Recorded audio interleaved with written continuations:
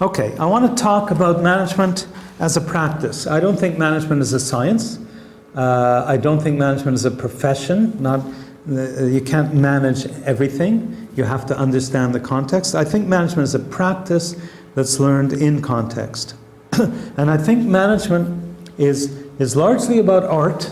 I always like to point here and realize that nobody's looking there. Management is largely about art and somewhat about art, which means based on imagination and creative insights, largely, mostly about craft, which is built on experience and practical learning, and the whole idea of what we're going to talk about in the program in a few minutes is about that.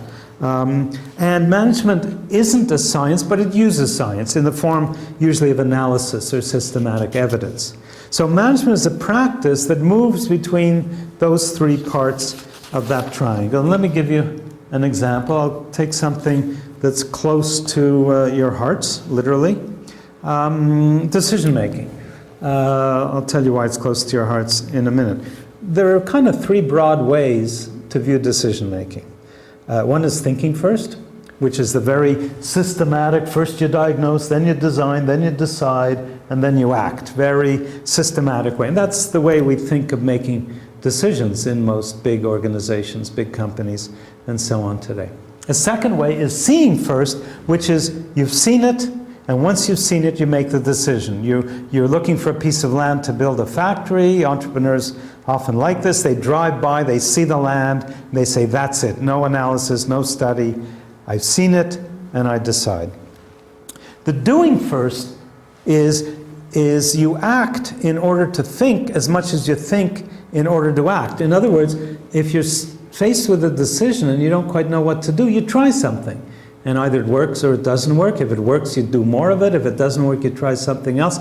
And you learn your way, or you act your way into thinking, rather than just thinking your way into acting. Now, if I asked you what you do most of the time in your companies, you'll probably, if you're in a big company or big organization, you'll probably say you think first.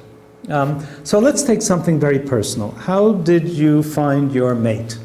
So with all those people in the classroom who did it through thinking first, namely they diagnosed the situation, what kind of mate would I like, how tall, how pleasant, how sexy, whatever it is. Then you sort of design your perfect mate.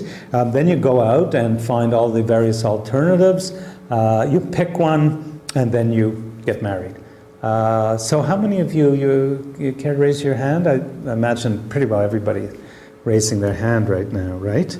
Unless, of course, if you come from India and you're in an arranged marriage, it might have been that way, but not by you so much as by your family. But people don't typically find their mates that way. Seeing first, you all know what that is. You turn the corner, there she is, that's it. My father was living in New York. He met my mother, called his mother that day and said, I met the woman I'm going to marry.